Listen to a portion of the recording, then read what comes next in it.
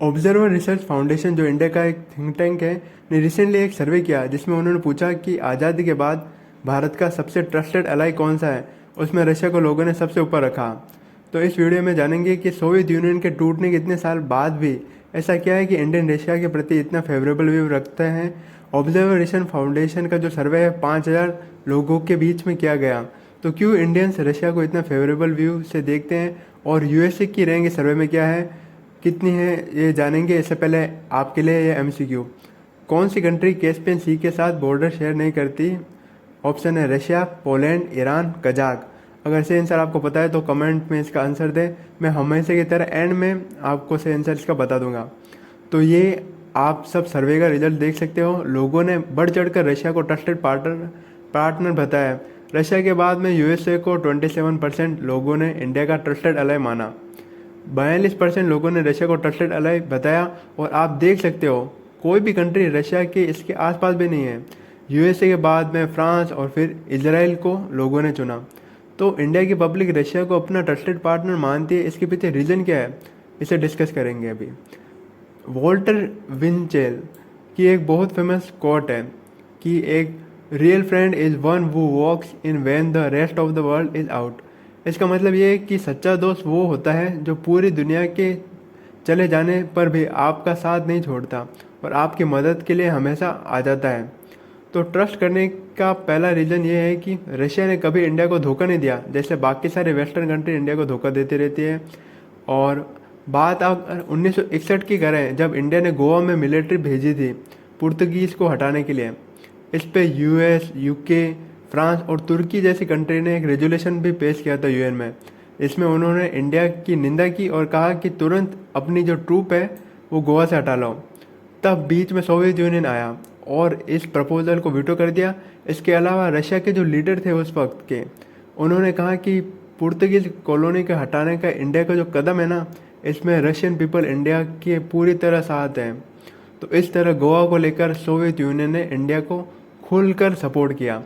और जब इसके अलावा इंडिया को घेरने के लिए कश्मीर पर भी बहुत सारे रेजोल्यूशन आए थे ना वेस्टर्न कंट्री के द्वारा, तो सोवियत यूनियन वो कंट्री था जो हमेशा इसे वीटो कर देता था और बताता कि कश्मीर एक बायलैटरल इश्यू है इंडिया का। और अभी रिसेंटली जब इंडिया ने कश्मीर से 370 आर्टिकल हटाया ना, तब बहुत सारे कंट्री के इन्वॉय कश्मीर जाने का इरादा बना रहे थे। तभी रशिया के इन्वॉय ने इस पर अपनी टिप्पणी दी कि मुझे कश्मीर जाने की कोई ज़रूरत नहीं है, क्योंकि ये इंडिया का एक इंटरनल मैटर है जो भारत के संविधान से संबंधित है। तो रशिया का इससे कोई लेना देना नहीं है और ये इंडिया का इंटरनल मैटर है, उन्होंने ये कहा। और 1971 की बात भी आपको मैं बता दूं, 1971 में बांग्लादेश वॉर में भी यूएसएसआर इंडिया को सपोर्ट किया था। तभी सारी कंट्री जब पाकिस्तान को सपोर्ट कर रही थी। इंडिया के लोग बांग्लादेश के लोगों की तरह नहीं है जो अपने डिफ़िकल्ट टाइम्स में जिस कंट्री ने सपोर्ट किया उसे भूल जाए। इंडिया हमेशा ये याद रखता है कि रशिया ने उन्हें सपोर्ट किया था। और इंडिया भी रशिया से अपने फ्रेंडशिप के चलते अभी यूक्रेन जो इन्वेजन हुआ ना, उस पर रशिया पर अभी कोई सैंक्शन नहीं लगाया। और एक सच्चे दोस्त की तरह हमारे पीएम मोदी ने रशिया को ये बार बार समझाया कि this is not era of war, ये अभी वॉर का युद्ध नहीं है, आप वॉर को रोक दीजिए। और रशिया के जो अगेंस्ट रेजुलेशन था उससे भी इंडिया ने बार बार एब्सटेन किया। वेस्टर्न कंट्री की जो हाइपोक्रेसी है ना, वो भी एक इम्पोर्टेंट रोल प्ले करती है कि इंडिया रशिया को एक फेवरेबल व्यू में देखते हैं। यूएसए अभी चाइना और रशिया को काउंटर करने के लिए कोड और बहुत सारे वेरियस में इंडिया को सपोर्ट चाहता है, लेकिन वो कोई ना कोई ऐसे स्टेप भी ले लेता है जिससे इंडिया के इंटरेस्ट हर्ट होते हैं।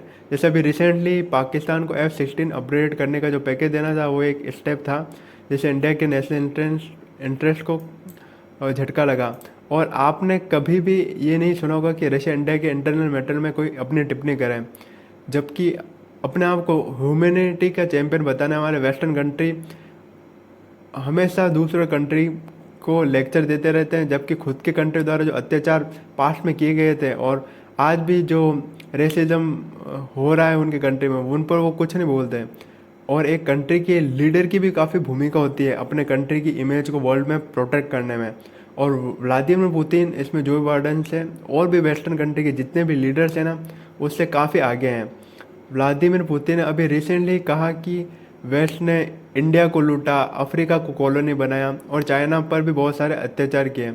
इससे उनकी पूरे ग्लोबल में वेस्टर्न इम्पेरियलिज्म के खिलाफ इमेज बन गई और एक ऐसी इमेज बन गई रशिया की जो यूएस के हेजेमनी को काउंटर कर रहा है और रशिया का दुनिया में सपोर्ट बढ़ गया। अभी पुतिन ने अपने प्राइम मिनिस्टर मोदी जी की भी तारीफ की और ये भी कहा कि फ्यूचर जो है इंडिया को बिलोंग करता है। और एक प्रेसिडेंट होने के बावजूद भी जब रशिया के फॉरेन मिनिस्टर लेवरोव ने जेविश लोगों के प्रति गलत टिप्पणी दी थी, तब एक प्रेसिडेंट होने के बावजूद भी पुतिन ने उस वक्त के इजराइल के पीएम से खुद फ़ोन करके सॉरी बोल दिया। ये एक बड़े लीडर की निशानी है कि अपने कंट्रीज़ के इंटरेस्ट को प्रोटेक्ट करने के लिए उन्होंने सॉरी भी बोल दिया इजराइल को, ताकि जेविश लोग उनके प्रति फेवरेबल रहें।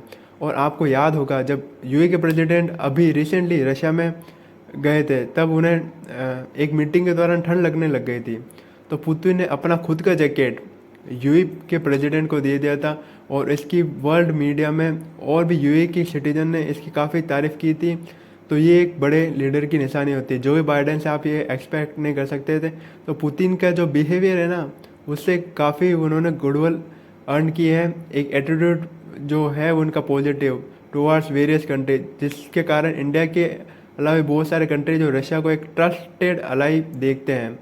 तो अगर कंक्लूजन में अगर हम आए तो हिस्टोरिकल टाइज, मिलिट्री टाइज और पुतिन की जो पर्सनैलिटी है ना, पर्सनैलिटी, वो इंडिया और पूरी दुनिया में रशिया को एक ट्रस्टेबल पार्टनर के रूप में प्रेजेंट करती है।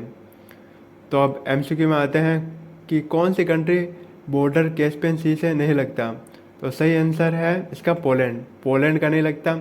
और ये आप देख सकते हैं कैस्पियन सी लार्जेस्ट इनलैंड वाटर बॉडी है और ये 5 कंट्रीज के साथ बॉर्डर शेयर करती है। तो आज इस वीडियो में इतना ही। मैं आगे भी आपके लिए ऐसे वर्ल्ड से रिलेटेड इंटरेस्टिंग वीडियो लाता रहूँगा। और आपको अगर वीडियो जेन्युइनली अच्छा लगा तो वीडियो को लाइक और शेयर ज़रूर करें। लाइक करने से पता चलता है कि आपको वीडियो कितनी अच्छी लगी। तो वीडियो को लाइक करें और चैनल पर अगर नए आए हो तो सब्सक्राइब कर लेना। तो thank you for watching and as always God bless you all.